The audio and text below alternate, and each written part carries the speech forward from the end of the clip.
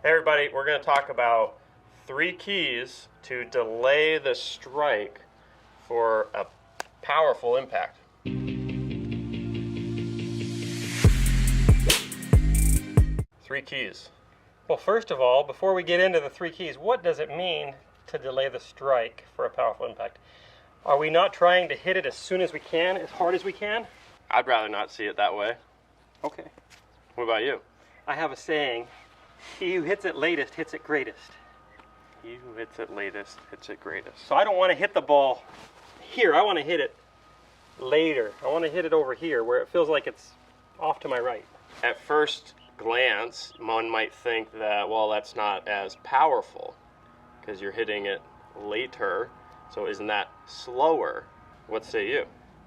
Well, I've actually studied this a little bit in gears, and with some of the tour players, you start their transitions at the exact same time, and their downswings, the club starts moving. The player that hits it first usually hits it with slower clubhead speed than the player who hits it last. Interesting. And I would say ball speed. Well, for sure. Well, clubhead and ball speed are very closely intertwined. Pros hit it in the middle of the face generally, so. Because we want to convert that club right at the bottom, so you get good impact, good compression, whatever you want to call it. If I accelerated the club really fast out of the top, I might actually get to the ball quicker than if I accelerated it later. But I'll get there, when I get to the ball, my club head speed will be significantly lower. We want the angles to unwind a little later by nature of how we're moving. That's basically what we're getting at. Yeah. Let's go into these 3 keys then. You kind of have an order to these too, that we talked about off camera. So what is sort of your first key? First key is kind of rotation in the wind-up. So rotation in general, both back and through. We want to make sure that our pivoting motion is uninhibited. It's free-flowing, and there's a lot of it, so a lot of rotation.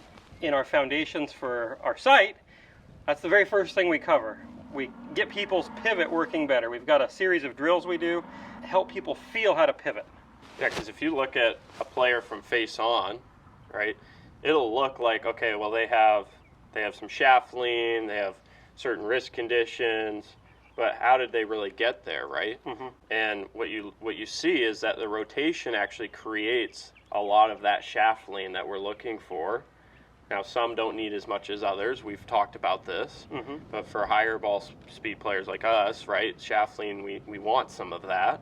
So the rotation can help achieve that. It's not just getting the hands forward. Yeah, it's a combination of rotation coupled with our key number 2, which is how our wrists work. So wrist conditions. Okay. So when I swing back, I want to load my wrists.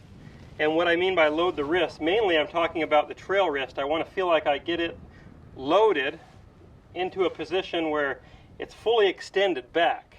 What the lead wrist looks like will depend on how we grip it. We have our preferences, which would be a slightly stronger grip, so the wrists actually don't work exactly in the same. One's not going extension and the other going flexion. The right wrist is going extension and the left wrist is going more into radial hinge. Mm-hmm. And flattening itself out. But my key would be trail wrist extension. So we've got to load that trail wrist and get that trail arm structure correct. Yeah. Okay. So and then if you use I'll move some of these balls. If you use that grip we talk about with that stronger left hand, put that right wrist into extension, the face is still square, really. If I turn and turn back, well, wouldn't you know it, I have shaft lean. Yeah. Right, so that matches up with that rotation. Yeah, so shaft lean is basically however much retained angle I still have in this wrist. So let's say there's neutral. Let's say I turn that back 20 degrees. Well, now I've got to make up for it with 20 degrees of chest rotation to get the club to the ball. So now I've got shaft lean. There you go. So how do we, I guess, tie those two together? How do we marry everything? And that's sequence. Sequence. So, key number 3 is sequence. We want to make sure that we're changing directions in the proper chain reaction, the proper order. Now, it doesn't always look exactly the same for everybody. Not everybody is going to be pelvis, chest, arms, club. but we definitely want to have the change of direction, the pressure change directions before the club does. So we want to feel like we're really right, left, while the club is still going this way. Then we can start to unwind from the middle out. That's our key.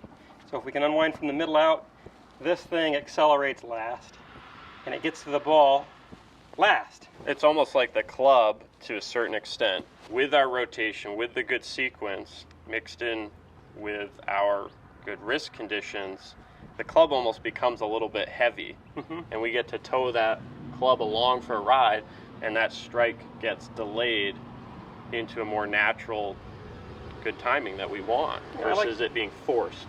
I like to think of it like the tip of a whip. Yeah. So this is the tip of the whip, and our body is creating that whipping motion. I don't want to try to get the tip of the whip to win the race. I want that thing to be last. And it snaps fast all by itself. I don't have to try to muscle it with my hands late. Let's see if we can give them a little bit of a demonstration on how we might go about doing all three of these at once. Okay. So I like to use a few little drills. I'm not going to give away all my secrets, but one really good drill for how to feel this would be to feel like you swing the club back, and as the club is going back, you change directions and the club naturally just shallows out and whips into the ball. Something along those lines. So the club's still going back as you're going lead side around.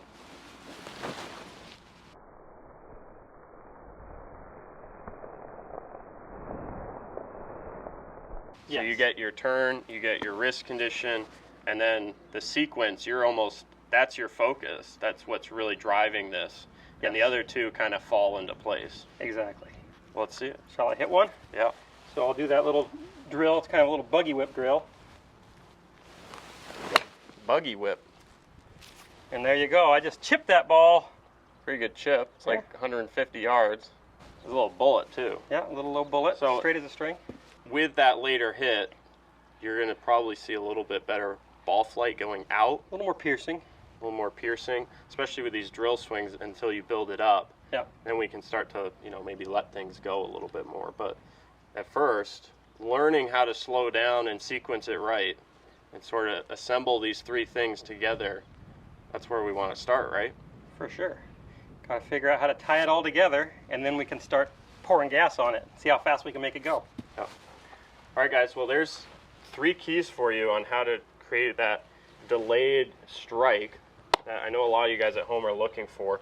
We've done a great video in the past on the 5 keys to creating a rotational golf swing. So I'm going to add that above. I think you guys should watch that one. It has a couple of these keys in there and a couple more that I think they can tie in as well. So I think that video is awesome. That basically covers our ideas in a nutshell. Yeah. Now, if you're looking for more one-on-one instruction or how to implement some of these things we're talking about with drills, exercises, and your individual needs, come join us at milolinesgolf.com, and make sure you guys subscribe to this channel. We'll see you next time.